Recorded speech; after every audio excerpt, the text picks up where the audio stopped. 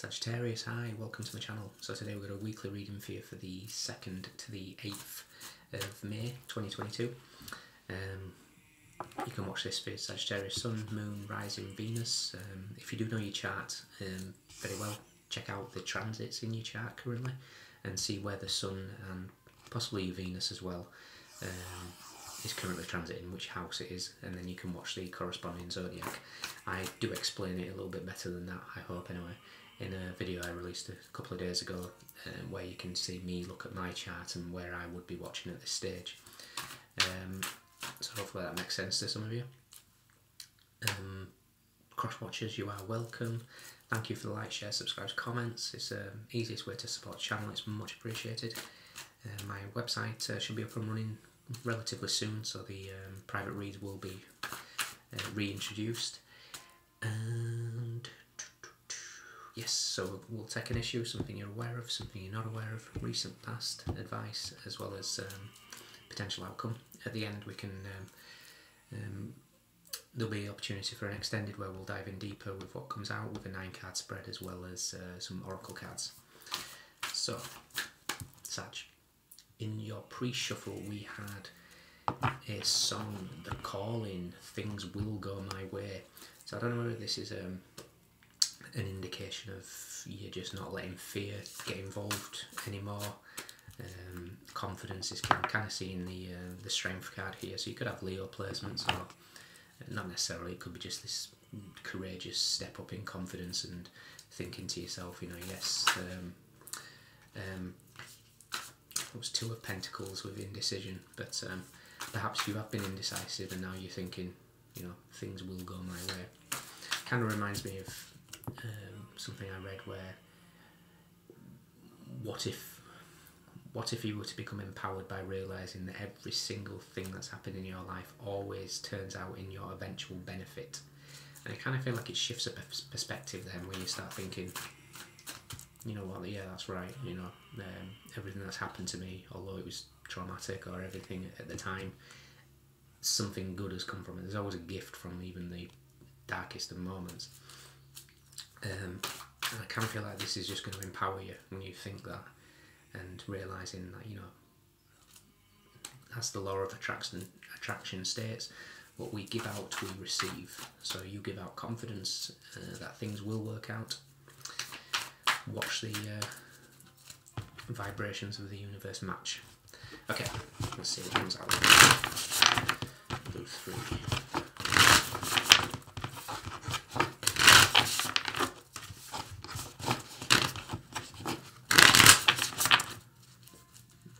Sagittarius. Ooh, 6 of Pentacles, balance and exchange. And that for me is exchange of energy. You receive back what you put out. So maybe there's a change. I kind of feel like there's I'm seeing the free-flowing river here, and right, I'm trying to explain what's going through my head at the moment.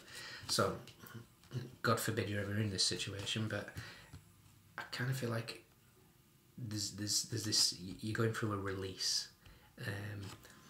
I'm picturing if you were in a river and, you know, you've no control and you're flowing down the river, and there's all these abilities to grab hold of rocks, you know, to try and stop yourself and get yourself out.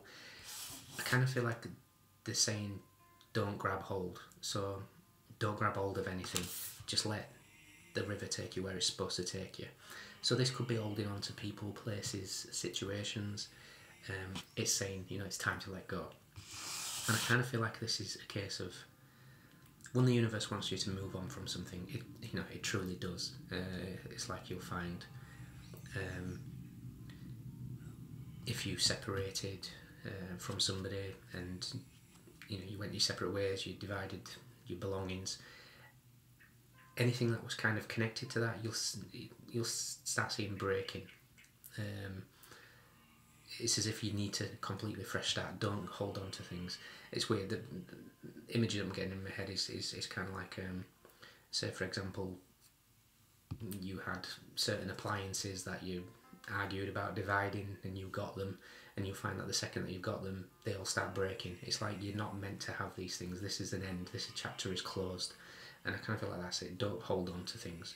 Just let it be. Kind of, the universe wants to take you down the river and show you something else. Something you're aware of. Something you're not aware of. Recent past. Your advice. And potential outcome. The King of Wands, the Chariot, lovely. The Oracle or the High Priestess. Page of Pentacles and Page of Swords. For some of you, you could be in the process, because we all have psychic abilities. It's just about quieting in the mind and listening to them. And for some of you, the only thing that's wedged between a powerful psychic here, because for me, the High Priestess and the Page of Swords always indicates a powerful psychic, is the Page of Pentacles, which is a student, which means, you know, learning, reading, calming the mind. If you are in a kind of battle here, if you're in some sort of mediation or something like that, the answer to this sort of riddle here is unconditional love for everything. Even the people that you don't want in your life anymore, just send them away with unconditional love. Like, you do your healing, you're not part of my life, and let you go. I kind of feel like this whole thing is about power. And when I say power, I don't mean in a case of trying to outdo somebody. I kind of feel like the message is the only power that somebody has over you is the power that you give them. And that's going to change a lot. I kind of feel like it's going to empower a lot of you as well. So we've got the Six of Pentacles. This is balance and exchange. What we're aware of is the Seven of Swords. So mediator, resolution. It's also a card of, you know, sneakiness to a certain degree. Could be something from the past. Because in the recent past we have the Six of Cups, which is nostalgia and cleansing. For some of you, you may find comfort and to clear your energy is by cleaning. You know, some people shift their energy by cleaning. So I kind of feel like there could be something here. What you're not aware of is the Nine of Wands, which is resilience. This is what we spoke about with looking back at the trials and tribulations of your life and just know that you've created resilience from it. And the beauty of resilience, rather than to be resilient, to have resilience rather than be resilient, is resilience is with you all the time. To be resilient is one occasion. To have resilience is all occasions. And I kind of feel like you need to acknowledge that within you, that you have that resilience, not resilient. I hope I'm making sense. It's also a call for setting boundaries as well, and protecting your energy to a certain degree.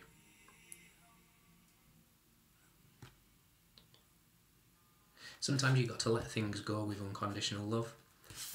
The nostalgia card here could be that you're focusing on past partners, past or, you know, children, grandchildren, however it is. Sometimes things have to be let go with unconditional love, because that's your advice. When you let this thing go with unconditional love, you stop the boulders in the river. You just let things flow, and things will come back around. The outcome is the Two of Pentacles. This is that indecision and priorities. It's asking you to prioritise what it is you want in life, but it's also asking you to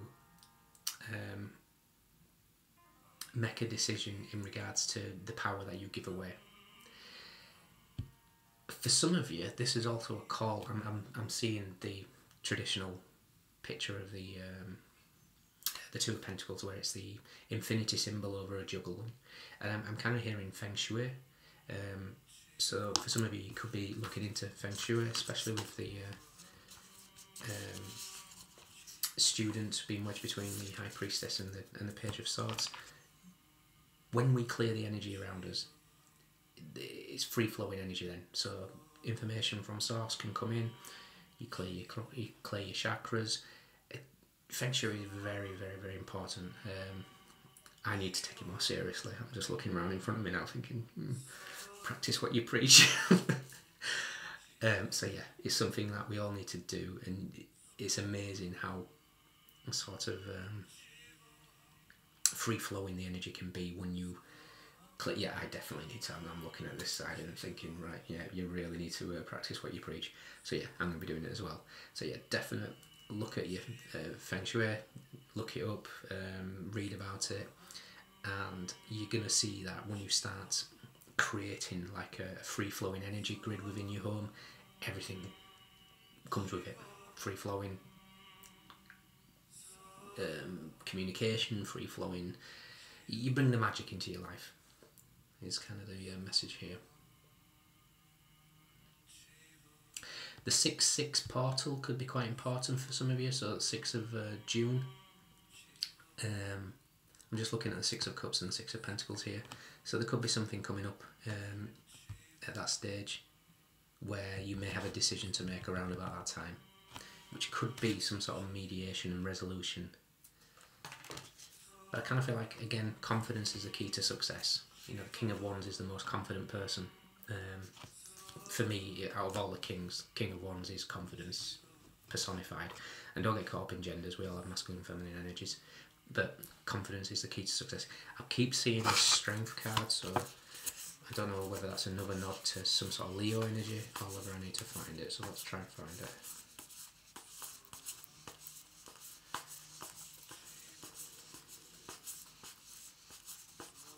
Could be seeing 3-3-3 a lot. There's just 3 3s in a row then.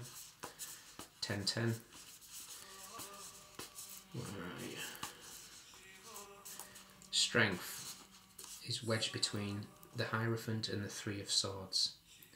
So divine wisdom and arguments and anger. So courage, desire for strength.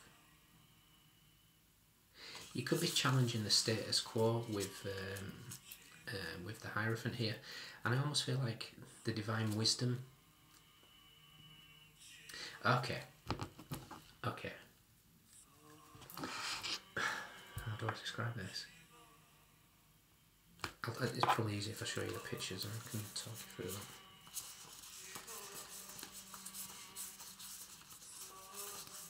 Okay, right. Divine wisdom with the Hierophant, strength with the courage and the desire. I want you to look up like the microcosm and the macrocosm and fractals, how everything is connected. It's like fractal geometry. So it's like one thing may break, but it's still part of a bigger cycle. It's seeing the bigger picture, which is very much, the 9 of Wands is seeing the bigger picture. And when I'll explain what's going off up here. So the 9 of Wands is the High Priestess in Temperance, so the moon in Sagittarius. The moon in Sagittarius, when it comes to the moonology, is luck is on your side, but also look at the bigger picture. And I kind of feel like if you do that, if you look up like quantum physics for fractals, Fractal, you're going to see how... I'm trying to think of the best way to describe this. You're going to see the interconnectedness of everything. And when you do that, it kind of gives you an empowerment that you're in charge of your sort of universe to a certain degree. You know, it's like when you look into fractals, you are a tiny little universe. Everybody has their own tiny little universe, but everything is interconnected. And I kind of feel like when you realise that, it's just going to give you strength and determination and empowerment, where, you know, that's where the calling comes in then. You know, things will go my way. I like it. So, you could be dealing with, or having your chart, not that it's important, but People like to hear it sometimes. We have Cancer, we have Taurus, we have Leo, we have